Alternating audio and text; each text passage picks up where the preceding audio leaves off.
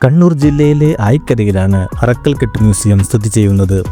കേരളത്തിലെ ഏക മുസ്ലിം രാജകുടുംബമായ അറക്കൽ അലി രാജാക്കന്മാരുടെ സമ്പന്നമായ ചരിത്രത്തിലേക്കുള്ള ഒരു നേർക്കാഴ്ച ഇത് പ്രദാനം ചെയ്യുന്നു. യഥാർത്ഥത്തിൽ അറക്കൽകെട്ടിൻ്റെ ഒരു ഭാഗമാണ് മ്യൂസിയം. അറക്കൽകെട്ടിലെ ദർബാർ ഹാൾ കേരള സർക്കാർ ഒരു മ്യൂസിയമാക്കി മാറ്റി 2005 പൊതുജനങ്ങൾക്കായി തുറന്നുകൊടുത്തു. അറബിക്കടലിൻ്റെ റാണിമാരെന്നും കടലിൻ്റെ അധിപന്മാരെന്നും വിശേഷിക്കപ്പെട്ട അറക്കൽ സുൽത്താൻമാരുടെ ചരിത്രമുറങ്ങുന്ന ഇടമാണ് അറക്കൽ മ്യൂസിയം.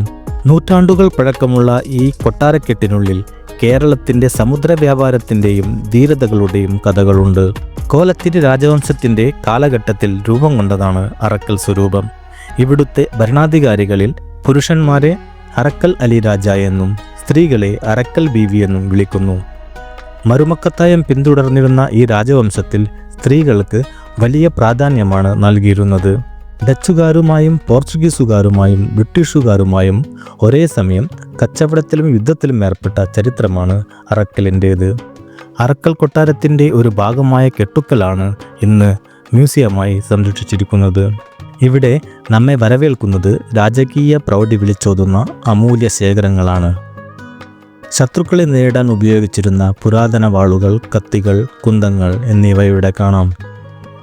വിദേശ രാജ്യങ്ങളുമായുള്ള വ്യാപാരത്തിന് ഉപയോഗിച്ചിരുന്ന രാജകീയ മുദ്രകൾ, തേക്ക് തടിയിൽ തീർത്ത മനോഹരമായ രാജകീയ സിംഹാസനങ്ങളും ഫർണിച്ചറുകളും, കൂടാതെ പുരാതനമായ വിശുദ്ധ ഖുർആൻ കയ്യെഴുത്ത് പ്രതികളും രാജവംശത്തിന് വിദേശങ്ങളിൽ നിന്ന് ലഭിച്ച ഉപഹാരങ്ങളും ഇവിടെ പ്രദർശിപ്പിച്ചിട്ടുണ്ട്. കേവലം ഒരു കെട്ടിടമല്ല അറക്കൽ മ്യൂസിയം, അത് മലബാറിൻ്റെ സംസ്കാരത്തിൻ്റെയും സ്വത്വത്തിൻ്റെയും അടയാളമാണ്.